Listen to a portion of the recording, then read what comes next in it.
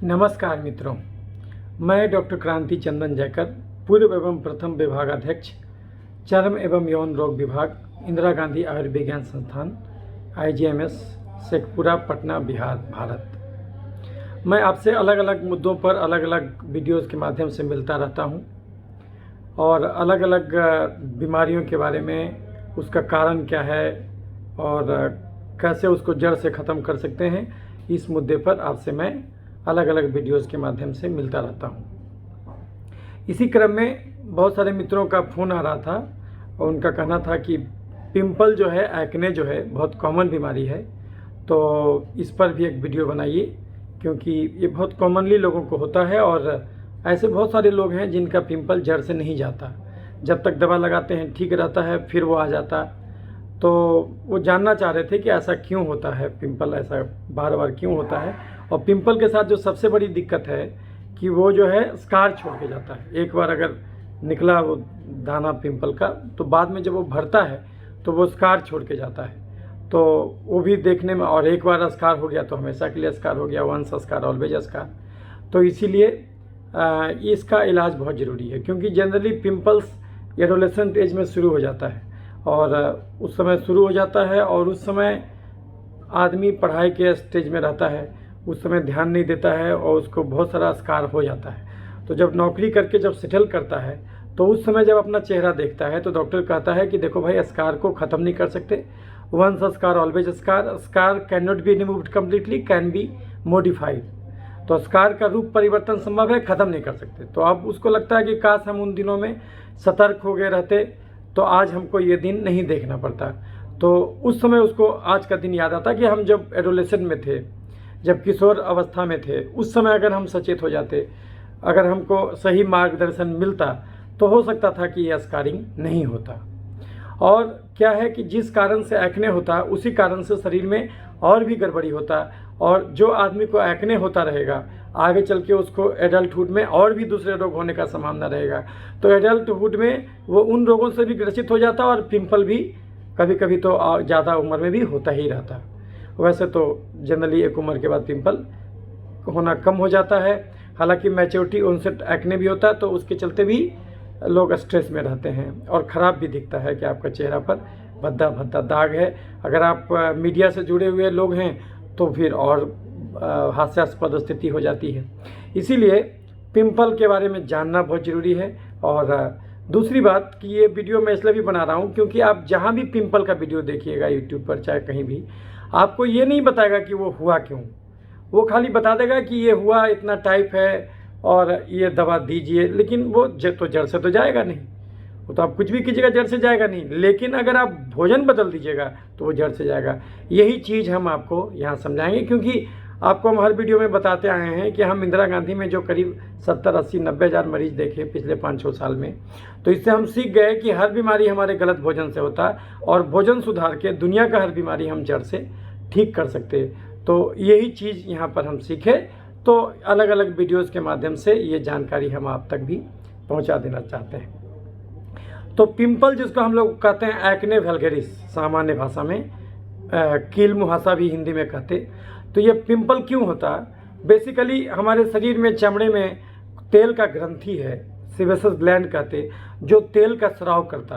तो भगवान ये तेल का ग्रंथि क्यों बनाया? इसीलिए बनाया क्योंकि अगर चमड़े में तेल का स्राव नहीं हो तो चमड़े में पानी को रोक के रखने की क्षमता नहीं रह जाएगी, यानी चमड़ा ड्राई हो जाएगा। जैसे कि एक पत्ता पर आप वैसलीन लगा दीजिए। आप एक्सपेरिमेंट बचपन में किताब में पढ़े होंगे कि एक पत्ते में आधा पत्ता पर आप वैसलीन लगा दीजिए और आधा पत्ता पर वैसलीन नहीं लगाइए और उसको छोड़ दीजिए धूप में। तो देखिएगा कि जहाँ पर वैसलीन लगाए हैं वो देर से मुरझाता है और जहाँ वैसलीन नहीं लगाए हैं वो जल्दी मुरझा जाता मतलब उसका पानी उड़ जाता और जो है कि वाष्पीकृत हो जाता। और जाड़ा में ये घटना ज़्यादा घटता, क्योंकि जाड़ा में हवा ड्राई होता। जाड़े के दिनों में हवा में ह्यूमिडिटी कम होता, तो चूंकि हवा में ह्यूमिडिटी कम है तो हवा ड्राई है, तो वो आपके चमड़े के पानी को तुरंत खींच लेगा। इसलिए जाड़े के दिनों में देखिएगा चमड़ा रूखा सूखा होने लगता। बरसात में उल्टा होता, क्योंकि बरसात में हवा पानी से पूरा भरा रहता, आर्द्रता ज़्यादा रहता, ह्यूमिडिटी ज़्यादा रहता, तो इसके वजह से आपको पसीना जमने का बीमारी होने लगता कि पसीना जो है कि नहीं निकला और उसकी वजह से जमने के चलते घमौरी होने लगता है। ये गर्मी और जो बरसात वाला जो ह्यूमिडिटी वाला जो होता है जून जुलाई के महीने में देखिएगा कि आपको घमौरी होना शुरू हो जाएगा। तो घमौरी क्यों होता है? क्योंकि पसीना का जो नली है वो ब्लॉक हो जाता है, क्योंकि हवा खुद ही पानी से भरा हुआ है, तो आपका और पानी कहाँ से सोखेगा वो, है ना। जैसे कि ज़मीन पर पानी गिराइए और सूखा कपड़ा डालिए, देखिएगा सारा पानी ज़मीन का तुरंत सोख लेगा। और ज़मीन पर पानी गिराइए और गीला कपड़ा डालिए तो गीला कपड़ा पानी को नहीं सोख पाता। उसी प्रकार से जो है कि जाड़े के दिनों में जो हवा है वो सूखे कपड़े के समान हो जाता है, इसलिए आपके चमड़े का मॉइस्चर को वो खींच लेता तुरंत, इसलिए आपका चमड़ा ड्राई होने लगता है। और आप जो मॉइस्चराइजर लगाते हैं तो क्या करते हैं, एक प्रकार का ऑयल लगाए। ऑयल क्या किया कि चमड़े में पानी जो घुसा हुआ है उसको उड़ने से रोक दिया, तो आपका चमड़ा ज़्यादा देर तक अच्छा रहता है ना, वो हाइड्रेटेड रहता है। तो ये काम ऐसे तो आप ऊपर से लगाते हैं क्रीम, जो है कि कोई भी कोल्ड क्रीम लगाते हैं ऊपर से जाड़े के दिनों में, लेकिन आप ये जान लीजिए कि आपको भगवान पहले से कोल्ड क्रीम जैसा चीज़, तेल जो चीज़ है वो निकालने के लिए शरीर में बना दिया है। चमड़े में सेबेसियल ग्लैंड होता है जो कि होलोक्राइन ग्लैंड है, यानी कि पूरा का पूरा सेल ही एज ए सिक्रेशन के रूप में निकल जाता है। और ये जो सेबेसियल ग्लैंड होता है ज़्यादातर बाल के साथ होता है, तो जनरली सेबेसियल ग्लैंड के साथ बाल होता है, तो उसको हम लोग, और कभी कभी बिना बाल के भी सेबेसियल ग्लैंड हो जाता है तो उसको हम लोग बोलते हैं एक्टोपिक सेबेसियल ग्लैंड। कभी कभी देखिएगा होंठ के पास किसी किसी को उजला उजला दाना हो जाएगा, उसको हम लोग बोलते हैं फोडाइटिस स्पॉट, तो वो क्या है, over growth of ectopic sebaceous gland. वो क्यों होता है अभी हम आपको समझाएंगे। तो हम अभी समझा रहे थे कि हमारे चमड़े में जो एपिडर्मिस है, यानी चमड़े में जो स्किन है, और स्किन में ऊपर में एपिडर्मिस है, एपिडर्मिस के नीचे डर्मिस है, और डर्मिस के नीचे हाइपोडर्मिस यानी सबक्यूटेनियस फैट का लेयर है। तो ये रहता है, और एपिडर्मिस और डर्मिस के बीच में जो है कि आपका वो डर्मिस से लेकर एपिडर्मिस तक निकला हुआ रहता है सेबेसियल ग्लैंड का डक्ट रहता है, जो कि तेल निकालता है। कैसा उसका स्ट्रक्चर है वो आप देख लीजिए।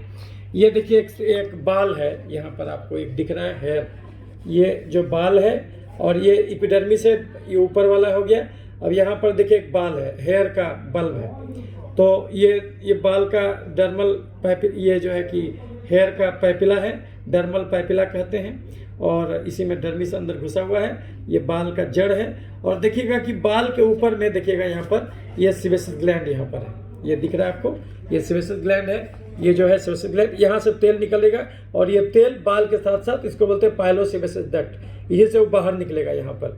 तो यानी कि आपके सबसे ज़्यादा बाल आपके शरीर में कहाँ होता है, चेहरे पर, लेकिन वो बाल है जो कि आपको दिखता नहीं। आपको बताए थे कि बाल होता है जो है कि आपको बताए थे कि 3 प्रकार का बाल होता है, व्हीललेस बाल, एक हमारा बाल क्यों झड़ता है उस पर एक अलग वीडियो है, वो देख लीजिएगा, उसमें हम आपको समझाए थे कि 3 प्रकार का बाल होता है। ये इसको बोलते हैं टर्मिनल हेयर, एक होता है ये भी टर्मिनल हेयर ही है, और एक होता है आपका लुनुगु हेयर, जो कि माँ के पेट में जब बच्चा होता तब होता, और वो एमनियोटिक फ्लूइड में ही गिर जाता, सेट हो जाता, कभी कभी बरकरार रह जाता, उसको हम लोग बोलते हैं हाइपर ट्राइकोसिस लाइनोजिनोसा, वो कभी कभी जन्मजात गड़बड़ी के चलते होता। लेकिन एक बाल को बोलते हैं व्हीललेस हेयर। तो ये सब जो है वो टर्मिनल हेयर है, इसमें मेडुला भी है, मेडुलेटेड हेयर, इसके बीच में ऊपर में कॉर्टेक्स और मेडुला होता है, 2 लेयर होता है। देखिए आपको ये दिखाते हैं, बाल का स्ट्रक्चर आपको बताए थे। तो ये कॉर्टेक्स, ये देखिए आपका ये चारों तरफ कॉर्टेक्स है, यहाँ जो आपको दिख रहा है ये कॉर्टेक्स लेयर है, और बीच में मेडुला है, तो ये बीच में मेडुला है, तो ये मेडुलेटेड हेयर हुआ। एक होता है अनमेडुलेटेड हेयर, तो वो कहाँ पर होता है, वो आपका जो है कि होगा, जैसे यहाँ पर जो बाल है ये आपको दिख नहीं रहा है, लेकिन ये बहुत फाइन बाल है, तो ये जो इसको हम लोग बोलते हैं व्हीललेस हेयर, तो ये बहुत ज़्यादा घनत्व में होता है चेहरे पर, और उसके साथ अच्छा खासा सेबेसियल ग्लैंड भी होता है जो कि तेल निकालता है। तो वो एरिया जहाँ पर सेबेसियल ग्लैंड ज़्यादा होता है उसको हम लोग बोलते हैं सीबोरिक एरिया, जैसे कि चेहरा हुआ, जैसे कि ये हुआ, ये पोर्शन हुआ, ये सब कान के पीछे, ये स्काल्प हुआ, ये सब में ऑयल ग्लैंड ज़्यादा होता है। उसका कारण ये होता है क्योंकि इन जगहों पर ये ज़्यादा एक्सपोज्ड एरिया है शरीर का हम लोग, और ज़्यादा एक्सपोज्ड एरिया है, तो यहाँ पर आपको पानी ज़्यादा उड़ने का संभावना है, इसलिए तेल यहाँ ज़्यादा निकलता ताकि आपका चमड़े में हाइड्रेशन मेंटेन करके रखा जा सके। तो ये उसको हम लोग बोलते हैं सेबेसियल ग्लैंड, तो यही तेल निकालता है। और कभी कभी क्या होता है कि ये तेल का जो ग्रंथि है ये ब्लॉक हो जाता है। जैसे देखिए यहाँ पर सेबेसियल ग्लैंड आपको दिख रहा है, ये आपको दिख रहा है सेबेसियल ग्लैंड, ठीक है, ये सेबेसियल ग्लैंड है, ये हेयर फॉलिकल है, और ये देखिएगा कि यहाँ पर सेबेसियस ग्लैंड का ओपनिंग है, ये जो सेबेसियस ग्लैंड है ये ओपन कर रहा है यहीं पर इसके साथ, और ये कभी कभी ब्लॉक हो जाएगा, ये जो एरिया है ये ब्लॉक हो जाएगा तो डक्ट ब्लॉक फलने लगेगा, तो उसके चलते पिंपल हो जाएगा। तो ये जो है कि आपको वो पिंपल करा देगा। तो कहने का मतलब हुआ कि ये क्यों होता है कि वाइल जो डक्ट होता है जहाँ से सेबेसियस ग्लैंड से तेल निकल के बाहर निकलता है, अगर वो ज़्यादा मात्रा में तेल स्राव होने लगे तो उसको भी दिक्कत, उससे भी दिक्कत होने लगता है, उसको हम लोग सिबोरिया बोलते हैं। और कभी कभी चमड़ा में शेडिंग होता है, हर एक आदमी का चमड़ा 28 दिन में बदलता है। तो जैसे जाड़े के दिन में 4 दिन नहीं नहाइएगा, देखिएगा कि इनर हटाइएगा, देखिएगा चौंटा जमा हुआ है, तो उसको हम लोग स्केल बोलते हैं। वो जो चौंटा निकलता है वो स्केल है, 28 दिन में हर आदमी का चमड़ा बदल जाता है। तो आपका जो स्किन का रिप्लिकेशन हो रहा है, तो जो वाइल का डक्ट है उसको बोलते हैं वाइल डक्ट, पाइलोसेबेसियस डक्ट। तो जो सेबेसियस ग्लैंड, एक तो ग्लैंड है जहाँ पर तेल बना और वो डक्ट के थ्रू बाहर आएगा, तो उसको वाइल जो डक्ट बोलते हैं, वो डक्ट का समझिए ऐसा डक्ट है। तो यहाँ से भी सेल निकल रहा है और चोंटा निकल रहा है और अंदर तेल भी है, तो तेल और वो चोंटा मिल करके उसको प्लग बना देता है।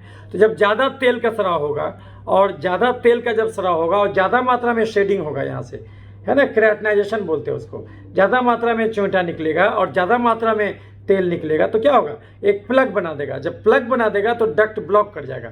अगर डक्ट ब्लॉक कर गया तो क्या होगा, अगर डक्ट ब्लॉक कर गया तो वैसे केस में वो डक्ट फूलने लगेगा और डक्ट ब्रस्ट कर जाएगा। जब ब्रस्ट कर जाएगा तो उसके अंदर उसमें बैक्टीरिया का भी रोल है, फंगस का भी रोल है। वो क्या करेगा, सीबम को तोड़ देगा फ्री फैटी एसिड में, और ये जो फ्री फैटी एसिड है ये जो है कि वहाँ पर इन्फ्लेमेशन करा देगा और वहाँ पर वो इन्फ्लेमेटरी सेल्स आने लगेगा, और वो जो है कि वहाँ पर आपको देखिएगा कि सिंपल दाना था, वो दाना फिर जो है कि वो उसमें पस भर गया, उसमें लाल हो गया और बहुत बड़ा सिस्ट बना दिया, तो वही आगे चल के स्कार छोड़ के जाएगा। तो अगर हमको एक्ने को डिफाइन करना हो तो एक्ने को हम लोग बोलेंगे it is the inflammation and infection of the pilosebaceous duct, यानी कि जो तेल का ग्रंथि है उसका संक्रमण के चलते होता और उस तेल का ग्रंथि के सूजन के चलते होता, उसका ब्लॉकेज के चलते होता ये बीमारी, तो उसको हम लोग एक्ने कहते। और उन एरियाज में ज़्यादा होता जहाँ पर सेबेसियस ग्लैंड ज़्यादा होता, जैसे कि चेहरा हुआ, जैसे कि ये हुआ, जैसे कि पीठ हुआ, पीठ का जो 2 स्कैपुला है, इधर स्कैपुला बोन बोलते हैं, उसके बीच में जो आपका जो है रीढ़ की हड्डी के पास का एरिया, वहाँ पर आपको पिंपल निकलेगा। कभी कभी ये सब हाथ में निकलेगा, कभी कभी फीमेल में यहाँ पर छाती के पास निकलेगा, और ज़्यादा हो जाएगा तो और भी नीचे जगहों पर भी निकलने लगता है, तो उसको हम लोग एक्ने बोलते हैं। तो ये एक्ने, तो अब जानिए कि जो है कि एक्ने दिखता कैसे है। अब ज़रा पिक्चर देख लीजिए तो भी आपको समझ में आ जाएगा कि एक्ने कैसा दिखता है। ये आप देख रहे हैं एक्ने का फोटोग्राफ। तो यहाँ पर देखिए कोमेडोन आपको लग रहा है, ये जो काला काला दिख रहा है ये कोमेडोन है, ये जो आपको दिख रहा है ये कोमेडोन है ना। ब्लैक हेड इसको बोलते हैं, इसको ब्लैक हेड या ओपन कोमेडोन बोलते हैं, और वाइट हेड को क्लोज्ड कोमेडोन बोलते हैं। तो यहाँ पर देखिए कोमेडोन है, ये कोमेडोनल एक्ने है, और कुछ कुछ लाल लाल दाना है, तो ये ग्रेड 3 एक्ने बोलेंगे इसको, है ना, लाल लाल दाना। अब ये देखिए बढ़ गया, नहीं इलाज किया मरीज तो क्या हो गया, देखिए कितना खराब हो गया। चेहरे का फोटो है, ये बहुत बड़ा बड़ा दाना निकलने लगा, है ना, और इसी में स्कार हो जाएगा। इसी ढंग से देखिए जब घाव भरा है तो क्या है, काला दाग छोड़ के गया है, इसको हम लोग बोलते हैं पोस्ट इन्फ्लेमेटरी हाइपर पिगमेंटेशन। यहाँ पर भी देखिए इसमें पस्चूल भी है, आपको पानी भरा हुआ पीप भरा हुआ दाना भी दिख रहा है। देखिए यहाँ पर पस्चूल है, इसको ये पस्चूल दिख रहा है आपको, ये पस्चूल दिख रहा है आपको, ये पस्चूल दिख रहा है, तो पस भरा हुआ दाना हो जाएगा। कभी कभी बहुत कड़ा घाव हो जाएगा, मतलब कि बहुत डीप सीटेड जो दाना निकल जाएगा। आप छुइएगा तो आपको महसूस होगा कि अरे बाप रे, ये इतना अच्छा खासा मोटा है ये।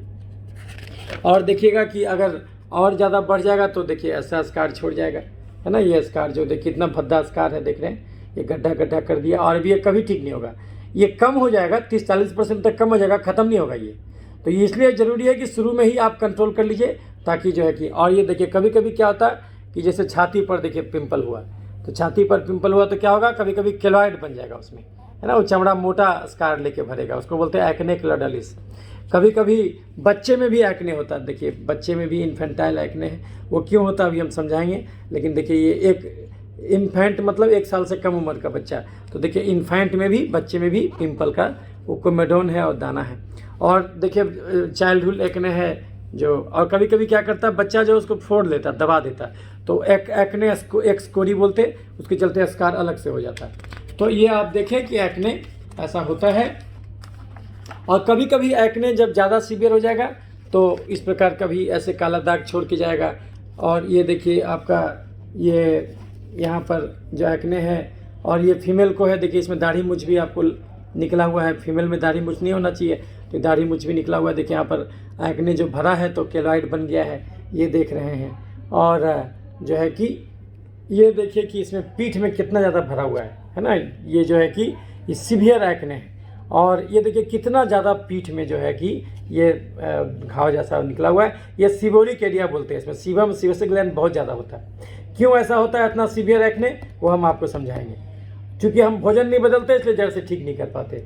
और ये देखिए ये जो है कि आपका ये एक्ने है, ये भी सीवियर एक्ने है। ये इलाज से पहले है और ये इलाज के बाद है। इस प्रकार से थोड़ा कुछ कमा है। उसी ढंग से आप अलग अलग पिक्चर में आप देख सकते। कभी कभी ये जो एक्ने है वो ये देखिए छाती में देखिए कितना मोटा स्कार बन गया, इसको केलॉइड बोलते हैं। तो कभी कभी एक्ने में केलॉइड बन जाता है, उसको हम लोग बोलते हैं एक्ने केलॉइडालिस। तो ये भी क्यों होता है अभी समझाएंगे, इस पर हम अलग से भी वीडियो बनाएंगे। और कभी कभी जो है कि पिंपल के साथ आपको और भी इन्फेक्शन मिलेगा। जैसे देखिए स्टाई मिल रहा है यहाँ पर, पिंपल के साथ जो है कि हम लोग घोड़ी बोलते हैं, है ना, आँख के पास जो होता है स्टाई बोलते हैं, तो वो भी होगा। कभी कभी बहुत सीवियर एक्ने हो जाएगा तो बहुत ज़्यादा डिफॉर्मेशन करा देगा। देखिए कैसा भयंकर खराब स्कार है ना। और ये देखिए ये कितना ज़्यादा ये होंठ के पास लीजन है, कितना ज़्यादा खराब स्कार बन गया। और ये देखिए पीठ पर कितना खराब स्कार बन गया, ये एक्ने है। और ये भी कभी देख रहे हैं पीठ पर अलग एक अलग प्रकार का ये है। पिंपल के साथ कभी कभी सिंड्रोम भी होता है, उसको बोलते हैं साफो सिंड्रोम। इसमें क्यों होता है अभी समझाएंगे। इसमें गठिया उठिया भी होता है ना, उसको हम लोग पापा सिंड्रोम बोलते हैं।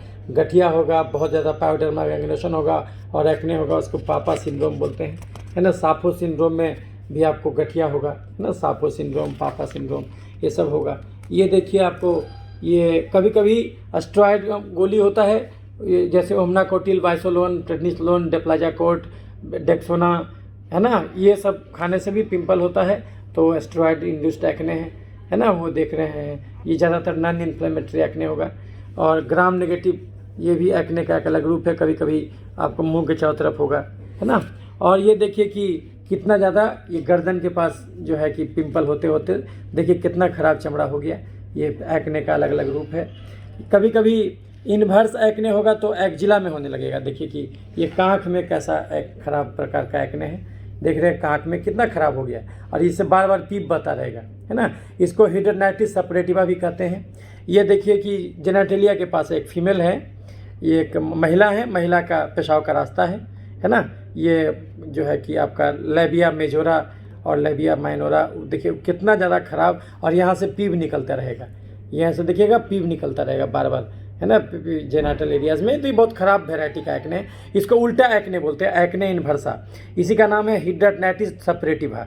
वो भी कारण एक ही होता है, हिडरनाइटिस सपरेटिवा, एक्ने इन्वर्सा भी इसको कहते हैं। कारण सबका एक ही होता है, अभी आपको समझाएंगे। पहले हम फोटो दिखा देना चाहते हैं। और कभी कभी जब एक्ने के साथ साथ सर में भी आपको दाना निकलेगा, और सर में जब दाना निकलेगा तो क्या होगा, ये देखिए सर का बाल उड़ जाएगा, है ना।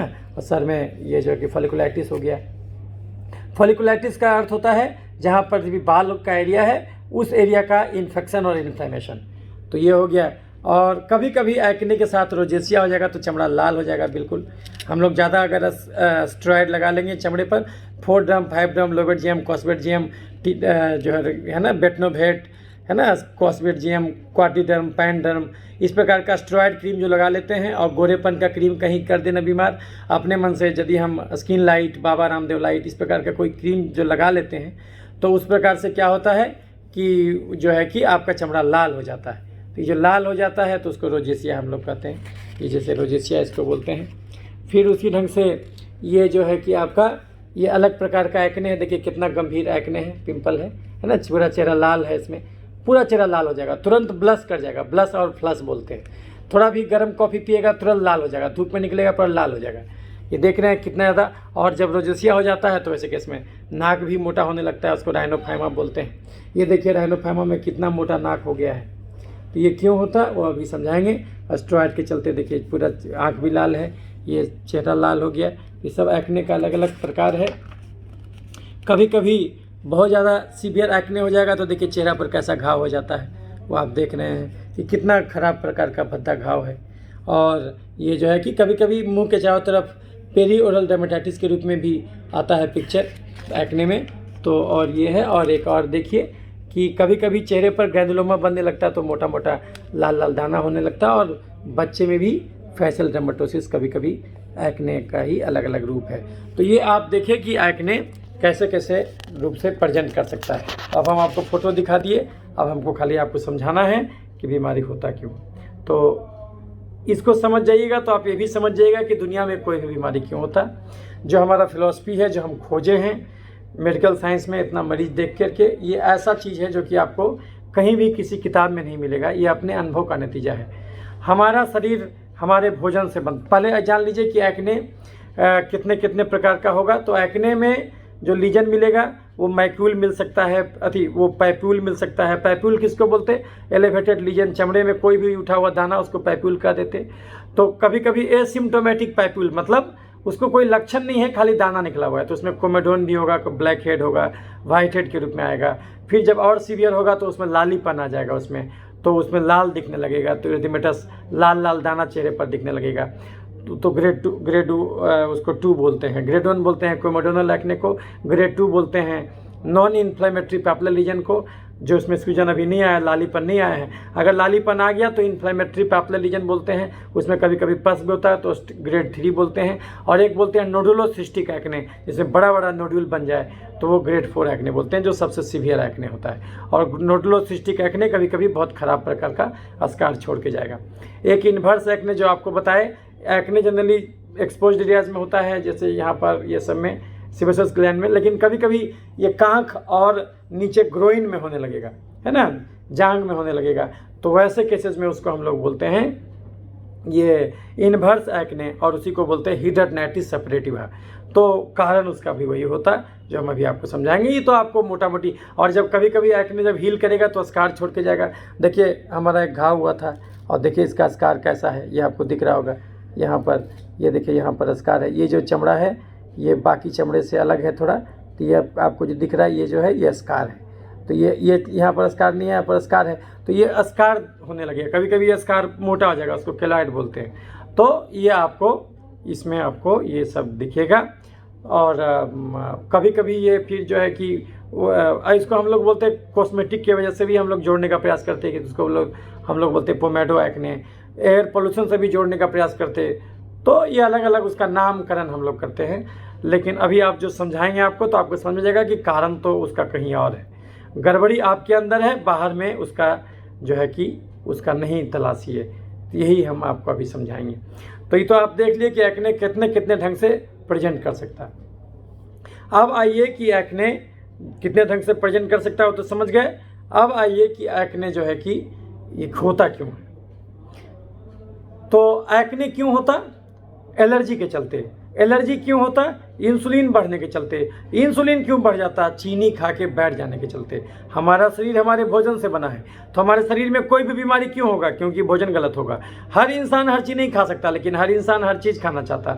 गड़बड़ यहीं से शुरू हो जाता। भगवान हर प्रकृति का भोजन हर प्रकृति के इंसान के लिए नहीं बनाया, लेकिन इंसान मूर्छित बेहोश होकर भोजन करता है। उसको लगता है हर भोजन हमारे ही खाने के लिए है। यहीं से बीमारी का शुरुआत हो जाता है। आप खुद सोचिए, एक आदमी जो 8 घंटा कुदाल चलाए खेत में, और एक आदमी जो 8 घंटा पीठ पर बोझा ढोए, और एक आदमी जो 8 घंटा खाली बैठ के प्रवचन दे, खाली घर में बैठ के ऑफिस में काम करे, टेबल कुर्सी पर बैठ के काम करे, बुद्धिजीवी का काम करे।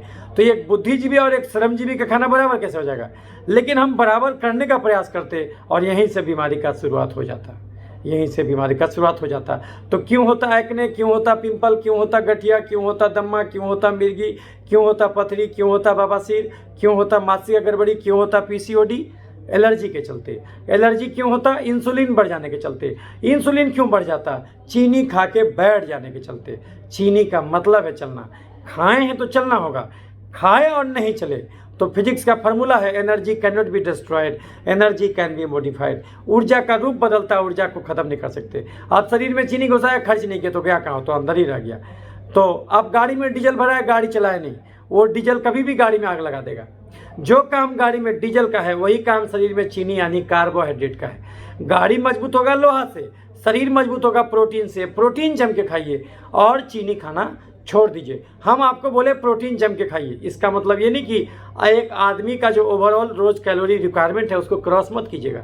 एक आदमी अगर बिल्कुल मेहनत नहीं करे तो उसको 1500 कैलोरी का खर्चा है, और अगर आप 2 घंटा अलग से चल रहे हैं, घर में थोड़ा बहुत काम कर रहे हैं, तो आप समझ लीजिए 700-800 कैलोरी और जोड़ लीजिए, तो 15 और 800, तो आपका खर्चा हो गया 2300 कैलोरी। लेकिन जब आप जोड़ने बैठिएगा तो देखिएगा कि आप एक दिन में 3000-4000 कैलोरी खा रहे हैं, तो बीमारी तो होगा ही। और उस 4000 कैलोरी में करीब करीब मोर देन 80% आप कार्बोहाइड्रेट ले रहे हैं, तो फिर इससे आपको बीमारी डिफिनिट होगा, क्योंकि energy can not be destroyed, energy can be modified. आप चीनी शरीर में घुसा है, निकाल देनी तो गया कहाँ, वो तो अंदर ही रह गया। तो शरीर क्या करेगा, मान लिया आप 10 गिलास केतारी का जूस पी लिए, ईख का जूस पी लिए, शुगर केन का जूस पी लिए, तो अगर आप नहीं चले तो खून में तो चीनी हटा ही लेगा शरीर, खून से में चीनी नहीं बढ़ने देगा। अगर आपको डायबिटीज नहीं है तो आप कितनी चीनी खाइएगा, शरीर खून से चीनी हटा लेगा। आप 2 घंटे के बाद जांच कीजिएगा, आपका ब्लड शुगर नॉर्मल आएगा। आपको लगेगा हम तो कोई बीमारी नहीं, हमको डायबिटीज है ही नहीं, हम तो जम के खा सकते। नहीं खा सकते आप जम के, क्योंकि चीनी बिना मेहनत के एब्जॉर्ब होता है। प्रोटीन और फैट एब्जॉर्ब करने के लिए आपको मेहनत करना होगा। बिना मेहनत के प्रोटीन 100% एब्जॉर्ब नहीं होगा। लेकिन कार्बोहाइड्रेट जो होता है वो किसको कहते हैं, चीनी अभी हम समझाएंगे, वो 100% एब्जॉर्ब होगा। चीनी किसको कहते, पहले ये सुन लीजिए, चीनी किसको कहते, चावल, आलू, मकई, मैदा, साबूदाना, सेवई में चीनी है स्टार्च, मीठे फल में चीनी है फ्रुक्टोज, दूध में चीनी है लैक्टोज, गुड़, शहद और चीनी में चीनी है सुक्रोज, और ग्लूकोन डी में glucose. Chips, chocolate, ice cream, cold drink, मिठाई, समोसा, पिज्जा, बर्गर, चूड़ा का भुंजा, मूढ़ी का भुंजा, मकई के भुंजा में चीनी, गाजर, चुकंदर, छोहाड़ा, किशमिश, खजूर, देसी मुर्गा, खस्सी के मांस में जबरदस्त चीनी, हॉर्लिक्स, कम्प्लान, बोर्नविटा में चीनी, खिचड़ी, खीर, ग्लूकोन डी, पूस का पिट्ठा, कुकर का चावल, सेवई, साबूदाना, मखाना, पानी, फल, सिंघाड़ा में चीनी। आप कोई भी चीनी खाइएगा बात बराबर। कोई आदमी बोलेगा सर हम कहाँ चीनी खाते, पता चला वो कुकर का चावल खा रहा है। कुकर के चावल में माड़ कहाँ गया, तो उसी में रह गया। जितना चीनी चाशनी में होता उतना ही चीनी माड़ में होता। कोई बोलेगा हम कहाँ चीनी खाते, पता चला वो समोसा खा रहा है, पता चला वो चाउमीन खा रहा है, पता चला वो मोमोज खा रहा है, पता चला वो पिज्जा खा रहा है, बर्गर खा रहा है। ये सब में तो मैदा होता, समोसा में बाहर में मैदा, अंदर में आलू, दोनों का दोनों स्टार्च नामक चीनी है। तो अगर आप वो खा रहे हैं वो तो अगले उस चीनी में टूटेगा। आप ग्लूकोज खाइए, मीठे फल का फ्रुक्टोज खाइए, दूध का लैक्टोज खाइए, कि चावल, आलू, मकई, मैदा का स्टार्च खाइए, कि देसी मुर्गा, खस्सी के मांस, बड़ा मछली का ग्लाइकोजन खाइए। ये सब का सब या तो ग्लूकोज या तो उसके समकक्ष मोलिक्यूल में टूट जाएगा, जिसका शरीर में बायोलॉजिकल इफेक्ट एक ही होता। तो अगर आप 1 चम्मच चीनी खाए हैं तो आपको खाना गलत नहीं है, लेकिन अगर 1 चम्मच चीनी खाए हैं तो 600 कदम चलना भी होगा। 1 चम्मच चीनी 600 कदम, 1 आलू 3200 कदम, 1 सेव 2500 कदम, 1 आम 3000 कदम, आधा किलो दूध 10 किलोमीटर चलने का था। अगर आप खाए हैं तो उतना चलना भी होगा। 1 थाली कुकर के चावल में इतना ज़्यादा माड़ यानी स्टार्च यानी चीनी अंदर है कि उसको जलाने में आपको 5000 कदम चलना चाहिए। आप एक दिन में 10 रोटी खाते हैं तो 10 रोटी खाने का मतलब है 10,000 कदम चल भी लेना चाहिए आपको। आप खा तो लिए लेकिन चले नहीं, तो फिर उससे बीमारी हो जाएगा। आप एक दिन में आधा किलो सेव खा गए तो ये आधा किलो सेव में मान ली 5 गो सेव चढ़ा, 1 सेव का मतलब है 2500 कदम। आप 4 गो सेव खा लिए तो 10,000 कदम आपको चल लेना चाहिए था। आप खा तो लिए लेकिन चले नहीं। आप 1 गिलास सेव का जूस पी लिए, मौसम्मी का जूस पी लिए, उसमें 4 गो मौसम्मी है, तो 1 गिलास मौसम्मी के जूस पीने का अर्थ है कि उसके बदले आपको चल लेना चाहिए 8-9 हज़ार कदम। आप खा तो लिए लेकिन पी तो लिए लेकिन चले नहीं। तो energy can not be destroyed, energy can be modified. ऊर्जा का रूप बदलता है, ऊर्जा को खत्म नहीं कर सकते आप। शरीर में चीनी घुसा है, खर्च नहीं किए तो क्या कहा। आपका रोज का खर्चा था 2300 कैलोरी, आप रोज खा रहे थे 4300 कैलोरी, तो ये जो 2000 कैलोरी रोज एक्स्ट्रा खा रहे हो, वो गया कहाँ, वो तो अंदर में ही रह गया। तो शरीर उस एक्स्ट्रा चीनी को क्या करेगा, या तो उसको चर्बी बनाएगा तो मोटापा का बीमारी, या तो उसको एलर्जी यानी तेजाब बनाएगा तो वो तेजाब जहाँ जहाँ जाएगा उसको गलाएगा तो एलर्जी का बीमारी, हर जगह का इन्फ्लेमेशन होगा। और नहीं तो उस चीनी को खून से निकाल के शरीर में जहाँ तहाँ छिड़का जाएगा तो उसके चलते आपको इन्फेक्शन पनपेगा। उसको ऐसा भी समझ सकते हैं, धन का 3 हंस होता है। धन है तो भोग लो, नहीं तो दान कर दो, नहीं तो नाश होना तय है। आप जो शरीर में चीनी घुसाइएगा उसका 4 व्यंजन होगा। आप अगर खाएं तो आपको मेहनत करके खर्च करना होगा, लेकिन वो तो मेहनत करना बड़ा मुश्किल काम है। अगर हम 1 घंटा भाषण दें, हमारे शरीर का केवल 50 कैलोरी खर्च होगा, और इतना छोटा मात्र एक चिनिया केला 60 कैलोरी देगा। सोचिए लेना कितना आसान है, खर्चा करना कितना मुश्किल है। एक समोसा में 160 कैलोरी होता है, तो अगर आप एक समोसा खाए हैं तो आपको 3200 कदम चलना भी होगा। आप खाए और नहीं चले तो शरीर उस एक्स्ट्रा चीनी को खून से निकाल के या तो चर्बी बनाएगा तो मोटापा का रोग, या तो उसको एलर्जी यानी तेजाब बनाएगा तो एलर्जी का अलग अलग रोग, और नहीं तो उस चीनी को खून से निकाल के जहाँ तहाँ छिड़केगा तो उसके चलते इन्फेक्शन का रोग पनपेगा।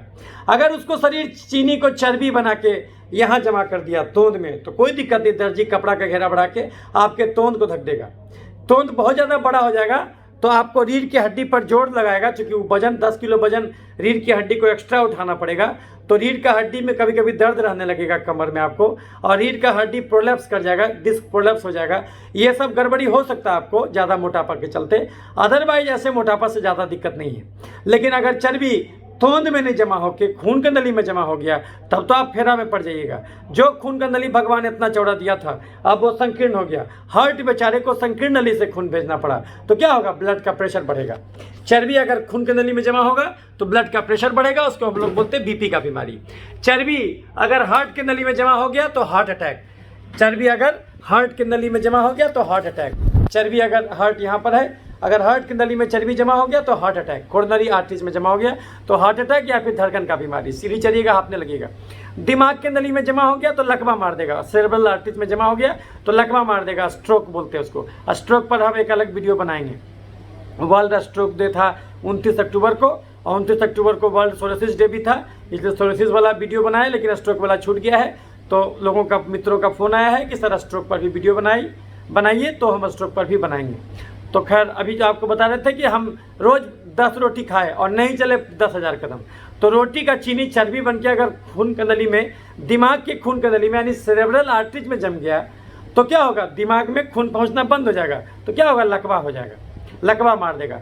दिमाग के नली में बाहर में चर्बी जम गया तो माइग्रेन का बीमारी, अधकपारी दर्द। ओवरऑल दिमाग में चर्बी जमा हो गया तो बेचैनी, घबराहट, अधकपारी दर्द, मिर्गी, पागलपन। चर्बी यहाँ जमा हो गया तो थायराइड का बीमारी। लैरिंक्स में चर्बी जमा हो गया, खराटा शुरू हो जाएगा, सोए सोए दम फूलेगा।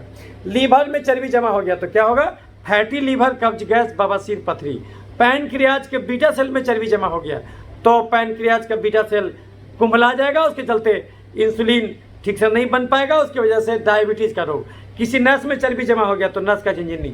चर्बी यहाँ जमा हो गया, किडनी उड़ेगा। महिलाओं में ओवरी के पास चर्बी जमा हो गया तो मानसिक गड़बड़ी, दांत का समस्या, छाती का गिल्टी, बच्चा ठहरने में दिक्कत, पीसीओडी शुरू हो जाएगा, पॉलीसिस्टिक ओवेरियन सिंड्रोम या फिर पीसीओएस भी कहते, पॉलीसिस्टिक ओवेरियन सिंड्रोम या फिर पॉलीसिस्टिक ओवेरियन डिजीज। अगर बहुत सारा चीज़ हो जाएगा तो उसको सिंड्रोम बोल देंगे, अगर पीसीओडी खाली डिजीज है तो डिजीज बोल देंगे। तो और किसी पुरुषों में प्रोस्टेट के पास चर्बी जम गया तो क्या होगा, प्रोस्टेट का साइज बढ़ेगा, मूत्रनली पर दबाव पड़ेगा, पेशाब खुलासा नहीं होगा, बार बार यूटीआई। किसी नस में चर्बी जमा हो गया तो नस का झिनझिनी। चर्बी अगर पीछे जमा हो गया तो किडनी उड़ेगा। यानी शरीर रूपी घर में एक्स्ट्रा चीनी खा के अगर आप चर्बी रूपी कचरा जमा कर दिए हैं तो शरीर का हर अंग त्राहिमाम करने लगेगा, उसका वर्किंग एफिशिएंसी घट जाएगा।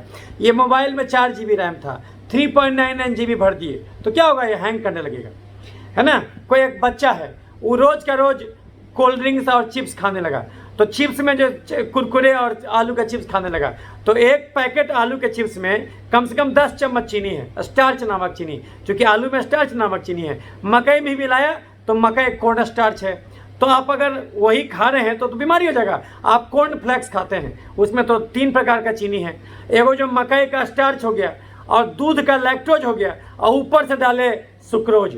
तो अगर आप कॉर्न फ्लेक्स का नाश्ता करते हैं तो एक प्लेट कॉर्न फ्लेक्स का मतलब हुआ कि आपको कम से कम 10,000 कदम चल लेना चाहिए। आप खाए और नहीं चले तो बीमारी हो जाएगा, क्योंकि वो ज़्यादा मेहनती का खाना था। आप खाए और नहीं चले तो वो चर्बी बन के जहाँ भी वो एक्स्ट्रा कैलोरी जमा होगा आपके उस ऑर्गन का कार्य बाधित होगा। ये तो एक नुकसान हुआ। चीनी से खाली चर्बी नहीं बनता, तेजाब भी बनता। तेजाब अलग ढंग से नुकसान करेगा। चर्बी आपको क्या नुकसान किया, आपको बीपी करा दिया, आपको थायराइड करा दिया, आपको पीसीओडी करा दिया। आप जम के चीनी खाते थे तो आपको खाली पिंपल ही नहीं हुआ, वो चर्बी जमा होने से आपको थायराइड भी पकड़ लिया, आपको पीसीओडी भी पकड़ लिया, आपको फैटी लीवर भी पकड़ लिया, आपको बीपी भी पकड़ लिया, आपको चीनी भी पकड़ लिया, आपको ये सब बीमारी भी पकड़ा। और एक्स्ट्रा चीनी से खाली शरीर जो है खाली चर्बी नहीं तेजाब भी बनाता। अब तेजाब हम बोल रहे हैं लेकिन किताब में तेजाब नहीं लिखा रहेगा। किताब में लिखेगा उसको इन्फ्लेमेटरी साइटोकाइन, किताब में लिखेगा उसको फ्री रेडिकल, किताब में लिखेगा उसको ये आपका ऑटो एंटीबॉडीज। तो एक्स्ट्रा चीनी से शरीर इस इन्फ्लेमेटरी साइटोकाइन भी बनाता, एक्स्ट्रा चीनी से शरीर जो है कि आपको ऑटो एंटीबॉडीज भी बनाता, एक्स्ट्रा चीनी से शरीर आपको फ्री रेडिकल्स भी बनाता, और ये तेजाब के जैसा काम करता है। तेजाब तो आप जानते हैं, टॉयलेट तेजाब से साफ करते हैं आप, तो उसी प्रकार का चीज़ भी शरीर में निर्माण होने लगता है। यानी कोई आदमी ज़्यादा खा के, ज़्यादा कैलोरी डाइट रोज का रोज लेकर के और उसको खर्च नहीं करके खाली वो मोटा के धौंसी नहीं होता है, बल्कि अपने शरीर में अच्छा खासा तेजाब भी बना लेता। वो तेजाब अलग ढंग से नुकसान करता। सांस की नली में तेजाब गया तो क्या होगा? टॉन्सिलाइटिस, साइनोसाइटिस, दमा, खांसी, निमोनिया करा देगा। जोड़ में तेजाब गया तो गठिया करा देगा, अर्थराइटिस। चमड़े में तेजाब गया तो क्या होगा? एक्जिमा, सोरासिस, सफ़ेद दाग, जुड़पित्ती, छाही, पिंपल करा देगा। ये जो पिंपल आपको बताए, चमड़े में तेजाब जाएगा तो खाली पिंपल नहीं होगा, चमड़े में तेजाब जाएगा तो एक्जिमा, सोरासिस, सफ़ेद दाग यानी विटिलिगो, सफ़ेद दाग, जुड़पित्ती, छाही, पिंपल करा देगा, अर्टिकेरिया करा देगा, और फेम्फिगस बोलते फोका का बीमारी वो करा देगा, कभी कभी केलॉइड करा देगा, कभी कभी सिस्ट करा देगा। तो ये चमड़े में तेजाब जाएगा तो ये सब बीमारी करा देगा। दिमाग में तेजाब जाएगा तो मिर्गी, पागलपन। लीवर में तेजाब जाएगा तो जॉन्डिस, और तेजाब एक जगह जमा हो जाएगा तो कैंसर करा देगा। हम रोज के रोज हम एक्स्ट्रा कैलोरी वाला भोजन कर रहे थे और हाई कार्बोहाइड्रेट डाइट ले रहे थे, और उस कार्बोहाइड्रेट के हिसाब से हम रोज नहीं मेहनत करते थे, सेडेंटरी लाइफ जीते थे, और हम खाना खाते थे वो वाला जो भगवान उसके लिए बनाया, जो 8 घंटा कुदाल चलाए खेत में, जो 8 घंटा पीठ पर बोझा ढोए, या फिर जो 8 घंटा पैदल चले। उस आदमी का खाना वो आदमी खाने लगा जो ऑफिस में बैठ के काम करता है, तो फिर उसको बीमारी होने लगेगा। एक बच्चा रोज का रोज हॉर्लिक्स, कम्प्लान, बॉर्नवीटा पीने लगा तो उसमें तो भयंकर कार्बोहाइड्रेट है, वो तो 80-90% कार्बोहाइड्रेट है, वो तो पी तो लेगा लेकिन उसके बदले वो चल नहीं पाएगा। कितनों कोई आदमी किसी को कहेगा मैक्सिमम 2 घंटा चलेगा, 2 घंटा तो दाल रोटी के बदले में चलना है, लेकिन अगर वो सब हाई कार्बोहाइड्रेट डाइट लीजिएगा तो आपको 8 जो है कि 10 घंटा टहलना होगा, जो कि उतना टहलना संभव नहीं है। और अगर आप नहीं टहलिएगा और शरीर में घुसा दीजिएगा तो एक्स्ट्रा कैलोरी, एक्स्ट्रा कार्बोहाइड्रेट या तो चर्बी के रूप में जमा होगा और हर अंग को कार्यबाधित करेगा। ये तो एक नुकसान हुआ, या तो उसका तेजाब बनाएगा और जहाँ जहाँ जाएगा उसको गलाएगा, तो पिंपल तो कराएगा ही, शरीर के अंदरूनी ऑर्गन्स को भी गलाएगा, तो उससे अलग अलग बीमारी और भी होगा, जो कि हम आपको सिंड्रोम बताए। एक्ने के मरीजों में साफो सिंड्रोम, जिसमें साइनोवाइटिस भी होता है ना, और पेरियोस्टाइटिस भी होता है, साफो सिंड्रोम होगा, पायोजेनिक ग्रैनुलोमा गैंग्रीनोसम भी होगा, ये सब होगा। या फिर उसमें पापा सिंड्रोम, उसमें भी गठिया होगा, और जहाँ पर भी जोड़ में पस बन जाएगा, तो ये सब भी होगा, और पिंपल भी होगा, तो वो सब भी होगा आपको, क्योंकि वही तेजाब जो है जोड़ में जाएगा तो गठिया करा देगा, चमड़े में जाएगा तो आपको पिंपल, घाव करा देगा। तो और जो है कि कुछ चीनी को शरीर क्या करेगा, चर्बी और तेजाब के अलावे जो चीनी बच गया, कुछ चीनी को शरीर खून से निकाल के शरीर में जहाँ तहाँ छिड़कना शुरू कर देगा। कुछ को चर्बी बना के नुकसान किया आपको, कुछ को तेजाब बना के नुकसान किया, और कुछ चीनी को खून से निकाल के शरीर में जहाँ तहाँ छिड़कने लगेगा। हाँ, लेकिन खुनमा से निकाल देगा। यही कारण है कि आप कितनों चीनी खाइएगा आपका ब्लड शुगर वा नॉर्मल आएगा। आप बोलेगा कहाँ सर, हमको कहाँ कोई दिक्कत है सर, हमारा ब्लड शुगर तो नॉर्मल ही है। आप रोज़ कुकर का चावल खा रहे हैं, रोज़ जो है खिचड़ी खा रहे हैं, खिचड़ी में तो माड़ अंदर रह गया। आप खीर खा रहे हैं, खीर में 3 प्रकार का चीनी है। एगो जो माड़ यानी स्टार्च अंदर रह गया, चावल का जो माड़ स्टार्च अंदर रह गया उसको स्टार्च कहते हैं। दूध का चीनी लैक्टोज, और ऊपर से डाले सुक्रोज। 1 कटोरा खीर का अर्थ हुआ कि आपको कम से कम उसके बदले चल लेना चाहिए 6000 कदम। आप खा तो लीजिएगा लेकिन चलिएगा 600 कदम, तो फिर वो खीर से आपको बीमारी होगा। शरीर एक्स्ट्रा चीनी को या तो चर्बी बनाएगा या तो तेजाब बनाएगा, और कुछ चीनी को खून से निकाल के जहाँ तहाँ छिड़केगा। उन्हीं जहाँ तहाँ वाले जगहों में एक जगह है पसीना, तो यदि आपके पसीने में रोज़ के रोज़ चीनी छिड़का जाएगा तो ऐसा पिंपल धरेगा जो ठीक ही नहीं होगा। पिंपल में कुछ इन्फेक्शन का भी रोल है। कौन कौन इन्फेक्शन का रोल है? एक बैक्टीरिया जिसको बोलते हैं प्रोपाइनोबैक्टीरियम एक्ने, एक फंगस जिसको बोलते हैं पिटारोस्पोरम ओवेल, और एक और बैक्टीरिया जिसको बोलते हैं स्टोफाइलोकोकस एपिडर्मिडिकस। ये 3 ऑर्गेनिज्म भी इन्फेक्शन कराता है। चूँकि जब एक्स्ट्रा चीनी खाइएगा तो शरीर उसको चर्बी बना के भी जमा करेगा, तो उसके चलते भी वाइल डक्ट ब्लॉक करेगा, और उसको तेजाब बना के भी डैमेज करेगा, तो वाइल डक्ट बर्स्ट करेगा, उसके चलते आपको पूरा घाव हो जाएगा, पस बन जाएगा। और कुछ चीनी को जहाँ तहाँ छिड़केगा तो यहाँ पर इन्फेक्शन भी पकड़ेगा, तो उसमें इन्फेक्शन पकड़ेगा तो आपको पीस जो है कि पस नजर आएगा, पीप नजर आएगा। तो वहाँ पर कौन सा इन्फेक्शन पकड़ेगा? प्रोपाइनोबैक्टीरियम एक्ने। इसलिए जब आप एंटीबायोटिक का क्रीम लगाते हैं तो वो आपको ठीक होने लगता है। तो तीनों चीज़ इकट्ठे होगा, वो चर्बी भी जमा होगा, तेजाब भी जमा होगा और इन्फेक्शन भी धरेगा। तो यदि आपके पसीने में रोज करो चीनी छिड़का जाए तो ऐसा दिनाय होगा, ऐसा पिंपल होगा, ऐसा बल तोड़ होगा, ऐसा एक्ने होगा, ऐसा हर्पिस का चिकन पॉक्स या हर्पिस का इन्फेक्शन होगा जो ठीक ही नहीं होगा। यदि आपके लार में रोज करो चीनी छिड़का जाए तो ऐसा टोन्सिलाइटिस होगा, ऐसा कोरोना धरेगा जो ठीक ही नहीं होगा। चीनी गिराइएगा तो चींटी लगेगा। याद रखिए, बीमारी गंदगी से नहीं, बीमारी चीनी से होता। सरकार उल्लू बना रहा, स्वच्छता अभियान में अरबों रुपया खर्च कर रहा। कंगाल के घर में चोरी कभी नहीं होता। इसका एक ही अर्थ है कि बैक्टीरिया, फंगस, वायरस रूपी चोर शरीर रूपी घर में तभी अटैक करेगा जब चीनी रूपी धन जरूरत ज़्यादा रहे। बिना चीनी के इंसान मर जाएगा, ये बात भी सही है। ये हम चीनी के बलबूते ही बोल रहे हैं, लेकिन मनुष्य जाति का दुर्भाग्य कि अब उसको केवल उतना ही चीनी यानी कार्बोहाइड्रेट का जरूरत रह गया जितना कार्बोहाइड्रेट दाल रोटी में है। एक सामान्य मनुष्य पूरे 24 घंटा में आज की दुनिया में 3000 डेग भी पैदल नहीं चलता, तो आदमी के बदले चलता कौन? Tempo, taker, motorcycle, Bolero, jeep. और ये समस्या अब गांव में भी आ गया क्योंकि सरकार खुले में शौच रोक दिया। कम से कम टॉयलेट के नाम पर चलता था, वो कहानी भी खत्म है। अगर आप बिल्कुल ही शारीरिक एक्टिविटी कम से कम कर दीजिएगा, अगर आप बिल्कुल ही सेडेंट्री लाइफ बिताने लगिएगा, तो वैसे केस में चीनी आपके लिए जहर हो जाएगा। तो बंद कर दीजिए चीनी, चावल, आलू, खस्सी का मांस। अगर आपको जड़ से खत्म करना है पिंपल, तो बंद कर दीजिए चीनी, चावल, आलू, खस्सी का मांस, मीठा फल, दूध, मैदा। बंद कर दीजिए chips, chocolate, ice cream, cold drink, मिठाई, समोसा, पिज्जा, बर्गर, चूड़ा का भुंजा, मूढ़ी का भुंजा, मकई का भुंजा, गाजर, चुकंदर, छोहाड़ा, किशमिश, खजूर, देसी मुर्गा, खस्सी का मांस, बड़ा मछली, हॉर्लिक्स, कम्प्लान, बोर्नवीटा, खिचड़ी, खीर, ग्लूकोन डी, पूस का पिट्ठा, कुकर का चावल, सेवई, साबूदाना, मखाना, पानी, फल, सिंघाड़ा। इसमें से जो भी आप हाई कार्बोहाइड्रेट का डाइट लेते हैं, चाहे वो ग्लूकोज हो कि मीठे फल का फ्रुक्टोज हो कि दूध का लैक्टोज हो कि चावल, आलू, मकई, मैदा का स्टार्च हो कि देसी मुर्गा, खस्सी का मांस और बड़ा मछली का ग्लाइकोजन हो, आप जो भी ये हाई कार्बोहाइड्रेट डाइट ले रहे हैं वो खाना छोड़ दीजिए। तो फिर आप क्या खा के रहिएगा? आपको ऐसा भोजन करना होगा जिसमें कार्बोहाइड्रेट कम हो और प्रोटीन ज़्यादा हो। लेकिन ये भोजन भी आपको ओवरऑल कैलोरी ज़्यादा नहीं लेना होगा। ऐसा नहीं कि ये भोजन ही जम के खाने लगे, नहीं। टोटल जो आपका खर्चा है, एक एवरेज एडल्ट का खर्चा आज की दुनिया में 2300 कैलोरी के आसपास, तो वो ओवरऑल कैलोरी भी आपको उसको क्रॉस नहीं करना है। ये नहीं कि हम आपको बोले प्रोटीन खाइए तो ओवरऑल कैलोरी को भी क्रॉस कर दिए, नहीं। ओवरऑल कैलोरी को भी आपको क्रॉस नहीं करना है 2300 कैलोरी से, और कार्बोहाइड्रेट 30% से ज़्यादा नहीं होना चाहिए। तो क्या खा के रहिएगा? ऐसा भोजन जिसमें कार्ब्स कम हो, प्रोटीन ज़्यादा हो। वो भोजन है दाल, रोटी, हरी सब्जी, सलाद, पनीर, राजमा, सोयाबीन, अंडा, कड़ी, मछली, चिकन, दही, घी और साग। चाय पीजिए बिना चीनी, बिना गुड़, बिना शहद डाले। सुबह शाम 2 कप चाय के अलावा अलग से दूध, हॉर्लिक्स, बोर्नवीटा, कम्प्लान नहीं पीना, लेकिन उसी दूध को दही बना के खा सकते हैं 5 चम्मच रोज। उसी दूध को पनीर बना के, पालक पनीर, मटर पनीर के सब्जी के रूप में सप्ताह में 1 दिन खा सकते हैं, लेकिन कच्चा पनीर छेना नहीं खाना। उसी दूध को घी बना के पालक पराठा, मेथी पराठा, सत्तू पराठा के रूप में खा सकते हैं, लेकिन प्लेन पराठा नहीं खाना।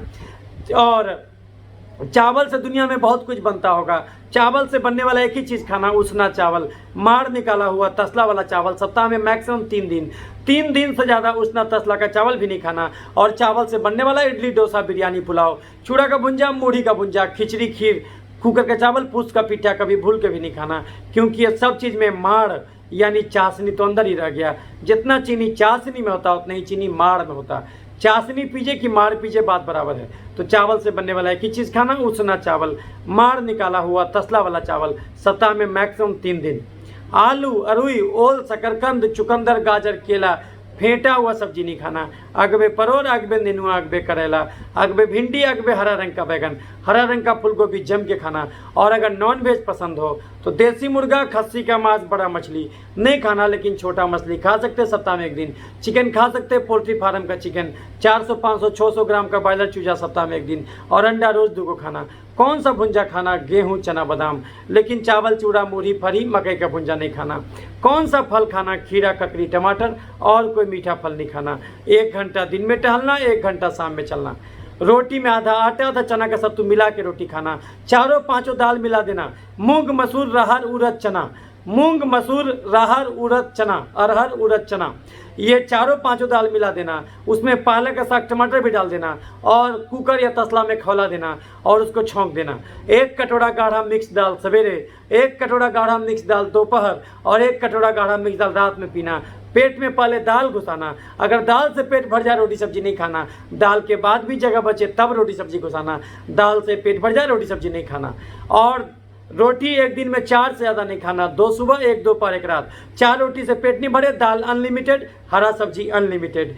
अंकुरित चना, अंकुरित मूंग 1 से 2 प्लेट रोज खाना और हर भोजन में सलाद खाना। सलाद में प्याज और गाजर और मूली नहीं डालना, चुकंदर नहीं डालना। सलाद मतलब 2 ही चीज़, खीरा और टमाटर, उसमें नींबू मिर्ची डाल देना और उसको जो है कि 1 खीरा 2 टमाटर सवेरे, 1 खीरा 2 टमाटर दोपहर, 1 खीरा 2 टमाटर रात, यानी तीनों टाइम भोजन के टाइम में सलाद भी खाना और दाल भी पीना।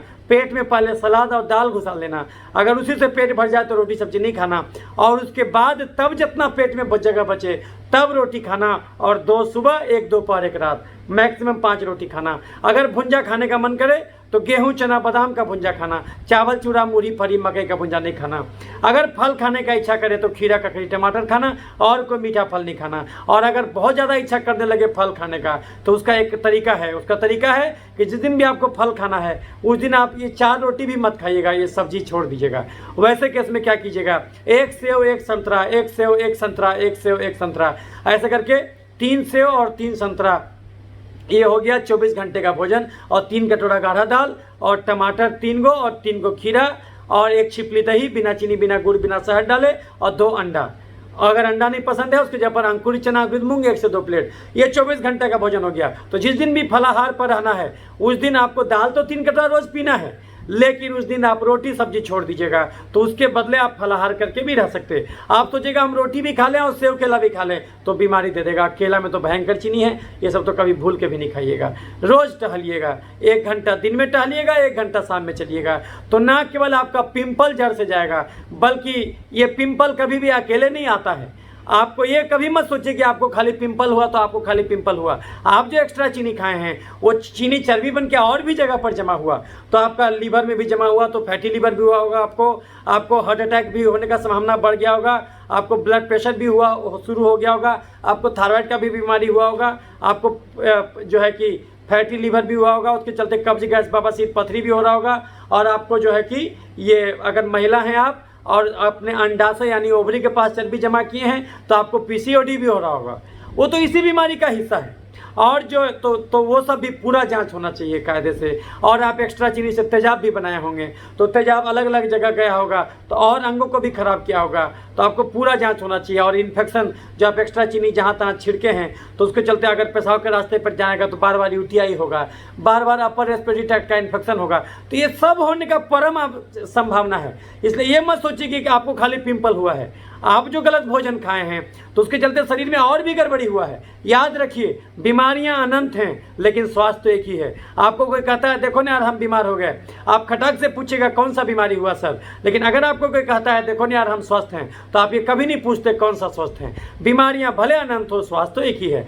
तो जिन राहों पर चल के आप स्वास्थ्य से बीमारी तक पहुंचे उसका उल्टा चल पड़िए। अभी तक आप हाई कार्बोहाइड्रेट डाइट खाते थे और नहीं टहलते थे, अब उल्टा कर दीजिए, अब लो कार्बोहाइड्रेट डाइट पर आ जाइए, दाल जम के पीजिए, अंकुरित चना मूंग खाइए और सलाद जरूर खाइए। खीरा और टमाटर से फिलर है ये कितनू खाइएगा कोई कैलोरी नहीं देगा, तो ये सब जम के खा लीजिए और जो है कि उसी से पेट भरिए, रोटी मात्र 4 खाइए और जम के टहलना शुरू कर दीजिए। तो देखिएगा कि जब उल्टा काम कीजिएगा तो पुनः स्वास्थ्य की दशा तक उपलब्ध हो जाइएगा और आपको पिंपल होना बंद हो जाएगा। सामान्यतः डॉक्टर ये सब चीज़ नहीं बताते तो पता चला उसका उनका पिंपल ठीक ही नहीं हुआ। और खाली उनको पिंपल नहीं होगा, आप गलतफहमी का शिकार हैं क्योंकि डॉक्टर आपको पूरा जांच नहीं कराया, तो उसको लगा कि इसको खाली चमड़े का प्रॉब्लम है। नहीं, आपको खाली चमड़े का प्रॉब्लम नहीं होगा। अगर आप जांच कराइएगा तो 4 से 5 मेजर गड़बड़ी जरूर निकलेगा। लेकिन कौन सा जांच होगा? CBC, LFT, KFT, liver function test, kidney function test, complete blood count, RBS, random blood sugar, HbA1c 3 महीना का एवरेज चीनी, ग्लाइकोसाइलेटेड हीमोग्लोबिन कहते हैं उसको, insulin level, CRP, C reactive protein, ASO, ANA और एंटी-DS DNA, RA फैक्टर और आपका NTCCP और आपका TSH, NT-TPO, आपका कार्सिनो एम्ब्रियोनिक एंटीजन, आपका विडाल टेस्ट, आपका जो है कि vitamin B12 level, vitamin D level, ELISA for human herpes type 1 type 2, IgG IgM, आपका अगर ज़्यादा उम्र है तो प्रोस्टेट एंटीजन, अल्फा फीटोप्रोटीन, ये जो है कि आपका फीमेल हैं तो LH/FSH, luteinizing hormone, follicular stimulating hormone, LH/FSH का जांच कराना है। फीमेल हैं, बार बार पिंपल हो रहा है तो MSH का भी जांच कराना है, मुलेरियन स्टिमुलेटिंग फैक्टर और उसका भी जांच कराना है। और फिर आपका serum testosterone level, serum prolactin level, इसका भी जांच कराना है। तो अगर आप ये सारा जांच कराइएगा तो आपको कम दांतों तले उंगली दबाना पड़ जाएगा। आपको लगे अरे बाप रे बाप, हम समझ रहे थे कि हमको खाली पिंपल है। अगर आप जांच कराइएगा तो कम से कम 4 से 5 मेजर गड़बड़ी जरूर आपके शरीर में हो जाए निकलेगा। और आप ये काम कभी मत कीजिएगा कि बीपी निकला तो फिजिशियन, और थायराइड निकला तो इंडोक्राइनोलॉजिस्ट, फैटी लिवर निकला तो गैस्ट्रोएंटरोलॉजिस्ट, अब मिर्गी भी हो रहा है तो उसके चलते हम न्यूरो में दिखा रहे हैं, माइग्रेन भी हो रहा है, हमको अधिकपारी दर्द भी रहता है पिंपल के साथ तो हम न्यूरो में चले गए, हमको पेशाब में जलन भी रहता है तो हम यूरोलॉजिस्ट के पास चले गए, हमको मानसिक का भी गड़बड़ी है तो हम गायनेकोलॉजिस्ट के पास चले गए, हमको पथरी भी है तो यूरोलॉजिस्ट के पास चले गए। ये गलती कभी मत कीजिएगा, क्योंकि जब आप भोजन बदल दीजिएगा तो ये सारा बीमारी जड़ से जाएगा। ज़्यादा जोगी मठ उजाड़, 4 नाव पर सवारी कीजिएगा तो पक्का डूब जाइएगा। तो अगर हमसे बीपी, चीनी, गठिया, दमा, मिर्गी, पथरी ठीक नहीं होगा, अगर हमसे थायराइड जड़ से ठीक नहीं होगा, अगर हमसे फैटी लीवर, कब्ज, गैस, बवासीर, पथरी ठीक नहीं होगा, अगर हमसे किसी महिला का PCOD ठीक नहीं होगा, अगर किसी महिला का छाती का गिल्टी यानी फाइब्रो एडिनोमा ठीक नहीं होगा, तो अगर हमसे मानसिक का गड़बड़ी ठीक नहीं होगा तो हमसे चमड़ा भी ठीक नहीं होगा, क्योंकि कारण तो एक ही है, गलत भोजन। बीमारियां भले अनंत हो, स्वास्थ्य तो एक ही है। इसीलिए अगर आपका चमड़ा का डॉक्टर पूरा जांच नहीं कराया है तो समझ लीजिए कि आपको गड्ढे में गिराया है, वो आपको जड़ से कभी ठीक नहीं कर पाएगा। लेकिन अगर भोजन बदल दीजिएगा तो ये हर बीमारी जड़ से जाएगा। इंसुलिन एक ग्रोथ फैक्टर है।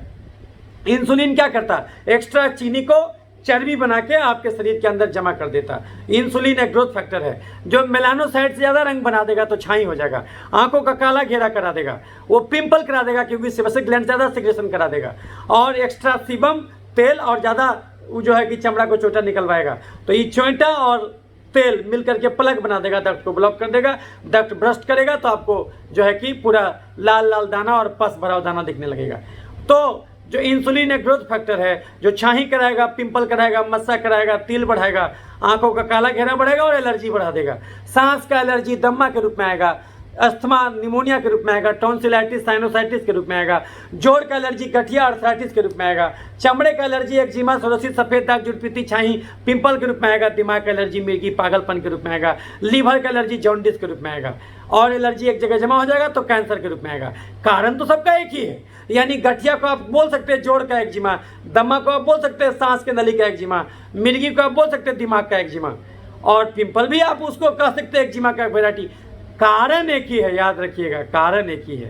तो ज़्यादा चीनी खाना, कम प्रोटीन खाना, नहीं टालना। याद रखिए दुनिया में कोई भी बीमारी हम अपने मेहनत, अपने जो हम इतना जो मरीज देखे, अपने अनुभव से हम समझ में आ गया हमको कि दुनिया में कोई भी बीमारी 5 ही कारण से होता है, चाहे कैंसर हो कि हार्ट अटैक हो कि लकवा हो कि गठिया हो कि मिर्गी हो कि पथरी हो कि कोरोना का निमोनिया हो। 5 ही कारण है बीमारी का। ज़्यादा चीनी खाने से बीमारी होता है, यानी ज़्यादा कार्बोहाइड्रेट खाने से बीमारी होता है, कम प्रोटीन खाने से बीमारी होता है। तो प्रोटीन बढ़ा दीजिए। प्रोटीन कहाँ से मिलेगा? दाल, राजमा, सोयाबीन, अंडा। 3 से 4 कटोरा गाढ़ा दाल रोज पीजिए। अंकुरित चना, अंकुरित मूंग 1 से 2 प्लेट रोज खाइए। नहीं टहलने से बीमारी होता है। घड़ी देख के 2 घंटा आज की दुनिया में हर आदमी को रोज टहलना होगा, नहीं तो बर्बादी तय है। कम से कम 15 मिनट चमड़े को धूप जरूर दिखाइए ताकि विटामिन डी पैदा हो, और कम से कम 6 घंटे की गहरी नींद जरूरी है। यही 5 कारण है कोई भी बीमारी होने को। तो ज़्यादा चीनी खाइएगा, उसके चलते दिमाग में भी चर्बी और तेजाब जमा होगा, उसके चलते आपको डिप्रेशन भी रहने लगेगा।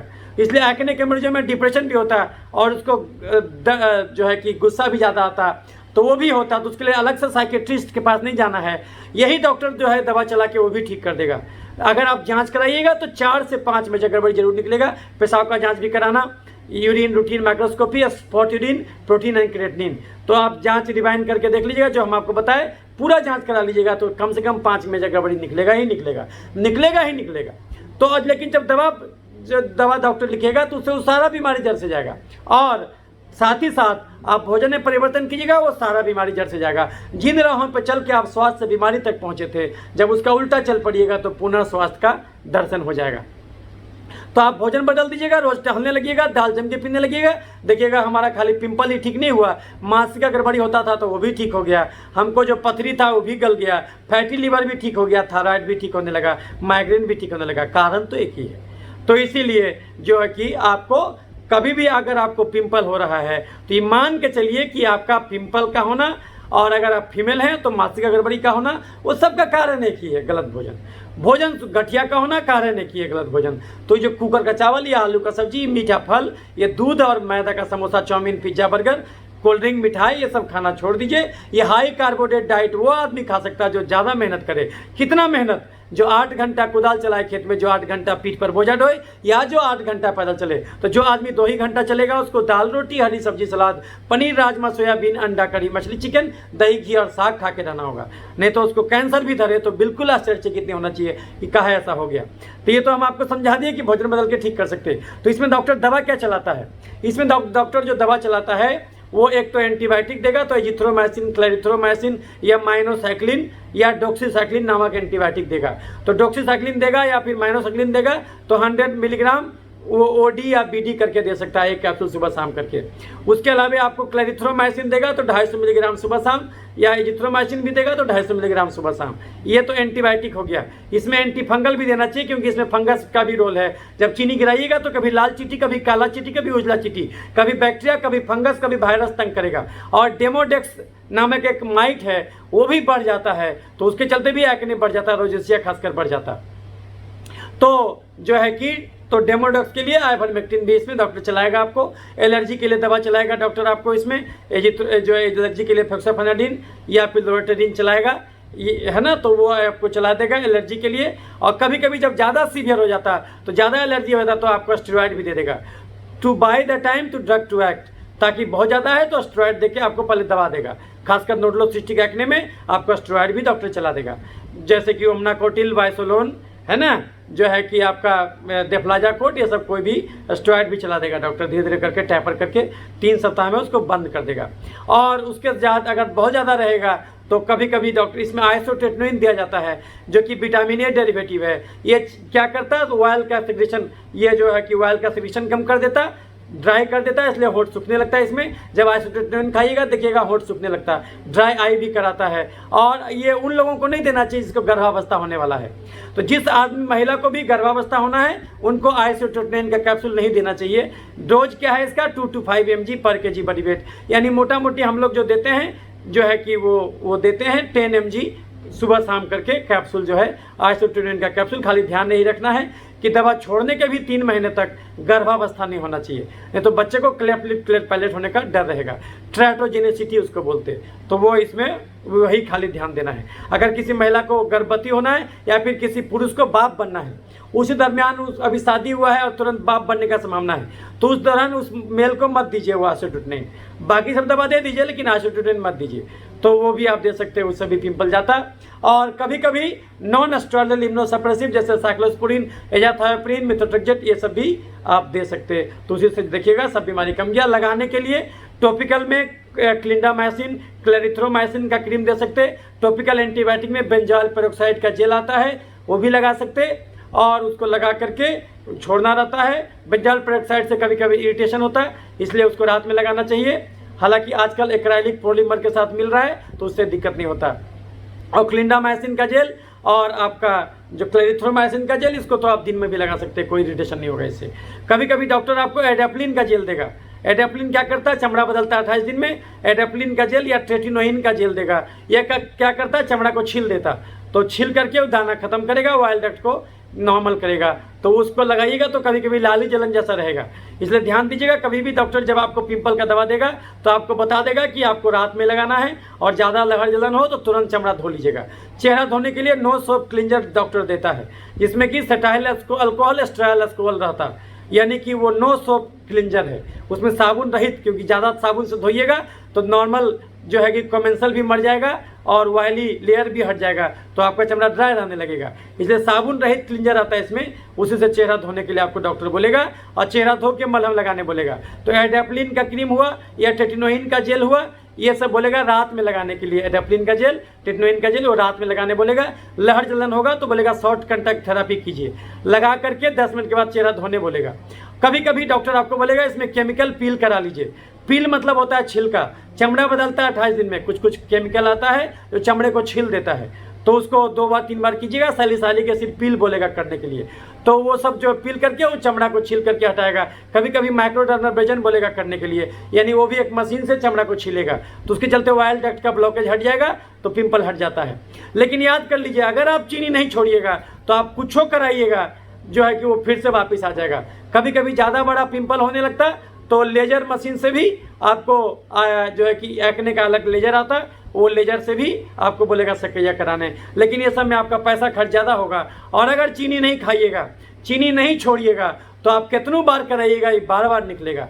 लेकिन अगर, और दूसरी बात, खाली पिंपल तो आया नहीं है आपको, दुनिया में अलग से चर्म रोग तो होता नहीं, ये पिंपल अकेले तो आया नहीं है, ये पिंपल अपने साथ और भी कई रोगों को लाया है। मान लिया आप ये सब के लिए आप कॉस्मेटिक प्रोसीजर करा भी लिए, आप केमिकल पीलिंग कराए, आप जो है कि एक्ने का पील कराए अलग अलग, है ना, उसमें आपका अच्छा खासा पैसा खर्च होगा। जैसे कि आप पीलिंग कराइएगा, सैलिसाइलिक एसिड पील, तो एक बार का 2000-3000 रुपया चार्ज लेगा डॉक्टर, और आपको हर 15 दिन पर बुलाएगा।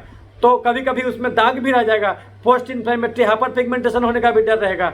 आपसे डॉक्टर रिस्क बॉन्ड लिखवा लेगा कि ये सब जो है कि कभी कभी ये हो सकता है। कभी कभी क्रायोथेरेपी बोलते हैं, लिक्विड नाइट्रोजन गैस होता है जो है कि -100 जो है कि वो बहुत जो है कि -140 डिग्री टेम्परेचर पर वो लिक्विड बन जाता है, और उसको स्प्रे करेगा तो जो जहाँ पर भी जाएगा उसको बर्फ़ बना देगा, तो उस एक्ने को वो भी छिल करके उसको हलाएगा, क्रायोस्लस बोलते हैं उसको, क्रायोस्लस करके ये सब ठीक करेगा। ये सब अलग अलग कॉस्मेटिक प्रोसीजर है। लेकिन याद कर लीजिए, अगर आप भोजन चेंज नहीं कीजिएगा तो ये कभी ठीक नहीं होगा। और बात खाली चमड़े तक सीमित नहीं है, आपको और भी 10 को बीमारी हुआ है, जो आपको बीपी होने वाला, और जो मेटाबॉलिक सिंड्रोम कहते हैं, आपका बाल भी उड़ने का संभावना इसमें बढ़ जाएगा।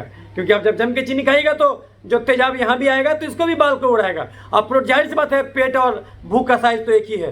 पेट को आप कार्बोहाइड्रेट से भर देगा तो प्रोटीन तो आप कम खा रहे हैं, 60 ग्राम प्रोटीन रोज चाहिए, तो आप ले रहे हैं केवल 20 ग्राम प्रोटीन। तो शरीर उन जगहों पर प्रोटीन का सप्लाई रोक देगा जो जीवन जीने के लिए बेहद अपरिहार्य है। तो आपका बाल भी देखिएगा झड़ने लगेगा।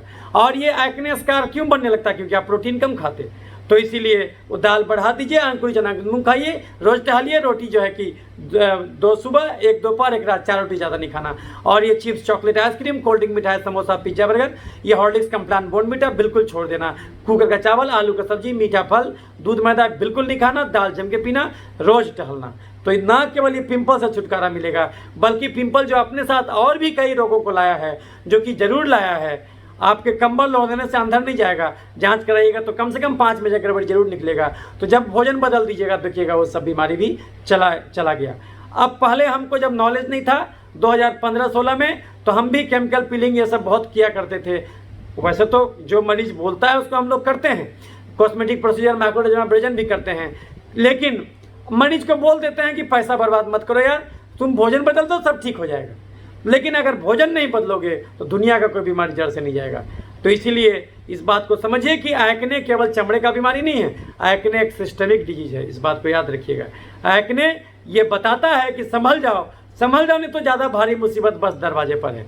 नहीं संभले तो आगे चल के बीपी, चीनी, थायराइड, खून में तेल बढ़ना, यूरिक एसिड बढ़ना, गठिया, घबराहट, बेचैनी, अनिद्रा, मिर्गी, पागलपन, मुंह में छाला, फैटी लीवर, कब्ज, गैस, बवासीर, पथरी, पेशाब का इन्फेक्शन, टॉन्सिलाइटिस, साइनोसाइटिस और दम्मा, महिलाओं में मासिक का गड़बड़ी, धात का समस्या, छाती का गिल्टी, बच्चा नहीं ठहरना, पुरुषों में प्रोस्टेट का गड़बड़ी, नपुंसकता, dengue, malaria, typhoid, chicken pox, hepatitis B, HIV, tuberculosis, leprosis, corona virus, और अंत में हार्ट अटैक, लकवा और कैंसर भी धरना।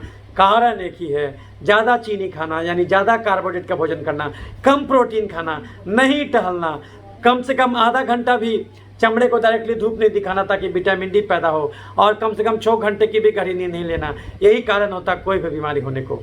तो गलत भोजन करना छोड़ दीजिए, दाल जम के पीने लगिए, रोज टहलने लगिएगा, तो देखिएगा आपका कितनों भयंकर जो पिंपल था वो जड़ से गया, कितनों भयंकर हिडेटाइटिस सप्रेटिवा था, जांघ और कांख में भयंकर घाव होता था, वो ठीक नहीं होता था, ये डॉक्टर के दवा से ठीक हो जाएगा।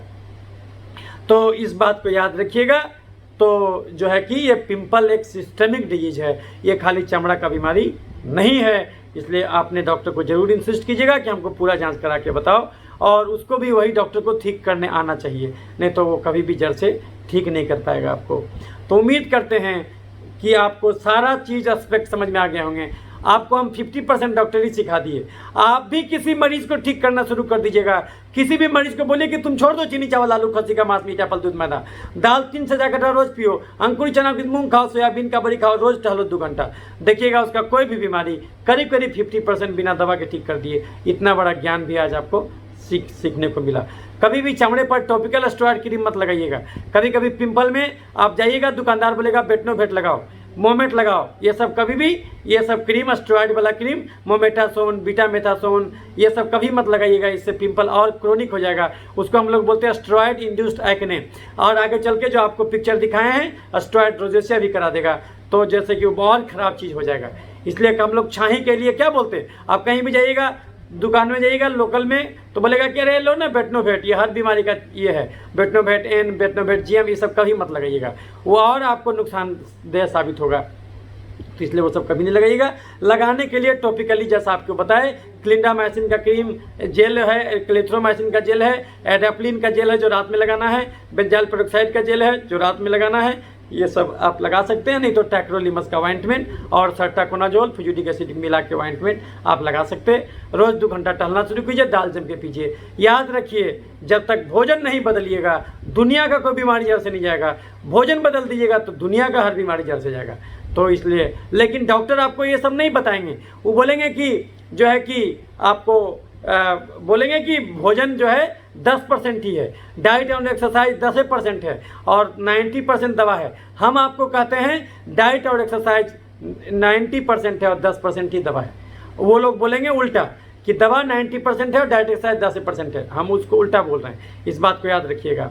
तो इसीलिए, और जब भी ये सब पिंपल हो तो आप हमसे ये फ़ोन कर सकते हैं, फ़ोन पर भी सलाह ले सकते हैं। हमारा फ़ोन नंबर है 8969953194। एक दूसरा नंबर है 9386999300। फिर से बोल देते 8969953194। दूसरा नंबर है 9386999300। फ़ोन कितने बजे कीजिएगा? 7 से 8 सुबह, 5 बजे शाम, 10 बजे रात। इस 3 टाइम हम फ्री रहते और फ़ोन पर भी सलाह ले सकते हैं। आपको यहाँ पर आने का ज़रूरत नहीं है, आप कहीं भी रहें आप हमसे सलाह ले सकते हैं, ऑनलाइन कंसल्टेशन कर सकते हैं ये फ़ोन के द्वारा। हाँ, लेकिन ये भोजन क्या बदलना है ये तो इस वीडियो में आप सीख गए। तो जो है कि उम्मीद करते हैं कि आपको पिंपल का हम सारा एस्पेक्ट से रूबरू करा दिए होंगे, और अब आपको समझ में आ गया होगा कि काहे डॉक्टर बोलता है कि पिंपल है। तो अगर हमको महिला हैं तो पिंपल है, तो हमको पीसीओडी भी है, बाल भी चल रहा है, हिरसुटिज्म भी हो गया तो होगा ही। अब गलत भोजन की वजह से तो थायराइड भी होगा, फैटी लीवर भी होगा, कारण एक ही है, गलत भोजन। तो जब तक भोजन नहीं बदलिएगा कोई बीमारी नहीं जाएगा, क्योंकि हमारा शरीर हमारे भोजन से बना है। तो बीमारी क्यों हुआ? क्योंकि भोजन गलत था। हर इंसान हर चीज़ नहीं खा सकता, लेकिन हर इंसान हर चीज़ खाना चाहता, यहीं से बीमारी का शुरुआत हो जाता।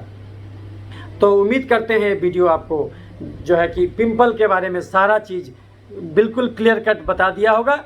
तो इसीलिए पिंपल का इलाज क्यों जरूरी है? क्योंकि नहीं चेतिएगा तो आगे चल के बीपी, चीनी, गठिया, दमा, मिर्गी, पथरी, ये सब भी भविष्य में आपको देखने को मिलेगा। जिस ढर्रे पर आपका जीवन चल रहा है उसी ढर्रे पर आगे चल के वो सब बीमारी भी होगा, इंक्लूडिंग कैंसर, वो तो होगा ही। अगर हम चीनी नहीं खाएंगे तो जो है कि बिना मास्क के भी रहेंगे तो भी हमको कोरोना नहीं होगा, और अगर हम चीनी खाएंगे तो कितनों मास्क लगाएंगे, कितनों हाथ धोएंगे, फिर भी पकड़ लेगा। कैसे हुआ अमिताभ बच्चन को? वही तो आपको सिखाते थे, रोज हाथ धोना, रोज मुंह धोना। रोज आप फोन करते थे तो पहले अमिताभ बच्चन का भाषण आता था, पता चला पूरा अमिताभ बच्चन को हो गया, पूरा परिवार को हो गया, वो तो हमें करेगा। इसलिए फर्जी बीमारी, फर्जी इलाज। मरता है हार्ट अटैक से, बोलता है कोरोना, मरता है कैंसर से, बोलता है कोरोना। मेन चीज़ है आपको भोजन बदलना। याद रखिए, कोरोना से नहीं लड़िए, खुद से लड़िए, खुद से लड़िए। जो आप अपने गलत आदत शरीर में बना दिए हैं, आराम करने का आदत, नहीं टहलने का आदत, धूप में आधा घंटा भी नहीं शरीर को एक्सपोज करने का आदत, 6 घंटे भी गहरी नींद नहीं लेने का आदत, और जम के हाई कार्बोहाइड्रेट डाइट खाने का आदत, ये आदत बदलिए। ये आदत आपको गड्ढे में गिरा देगा। ये आदत खत्म हो जाए तो बीमारी होगा ही नहीं। डॉक्टर का जरूरत 4 ही चीज़ में बचेगा: जब एक्सीडेंट हो जाए, जब जन्मजात गड़बड़ी हो, जब घर में किसका डिलीवरी कराना हो, जब उम्र के हिसाब से चश्मा बदलवाना हो। नहीं तो धरती पर शरीर को ठोक बजा के 100 साल के लिए भेजा गया है, 100 साल तक डॉक्टर की जरूरत नहीं पड़ना चाहिए। तो उम्मीद करते हैं कि आपको एक्ने के सारे एस्पेक्ट से हम आपको समझा दिए होंगे कि क्यों ठीक नहीं होता, क्योंकि डॉक्टर उसको बताता नहीं क्या खाओ कि नहीं खाओ। मरीज फिर वही भोजन कर रहा है, फिर एक दिन में 10 रोटी खा रहा है, उसको कभी पिंपल ठीक नहीं होगा।